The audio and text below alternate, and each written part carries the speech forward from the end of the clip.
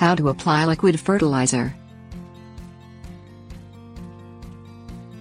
The majority of liquid fertilizers available offer nutrients for a short period of time. Many need to be reapplied every 2 to 4 weeks.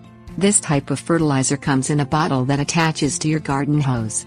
One potential disadvantage of liquid over granular fertilizers is that it can be difficult to know exactly where you've applied the chemicals. However, there are some methods that are useful for ensuring full coverage. Things you will need: garden hose, liquid fertilizer, gloves, calendar. Decide on what type of liquid fertilizer to use.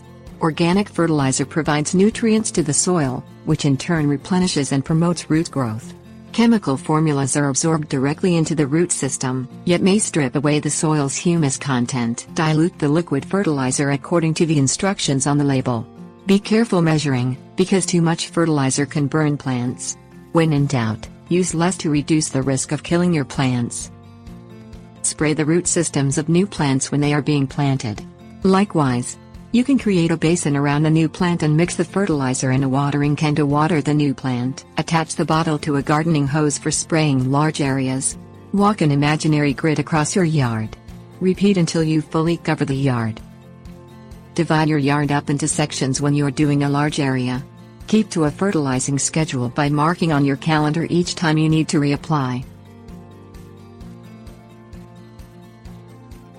Tips: warnings.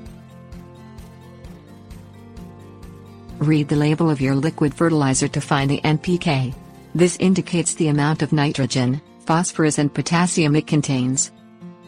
Avoid fertilizing in the fall to produce unwanted growth before the weather change.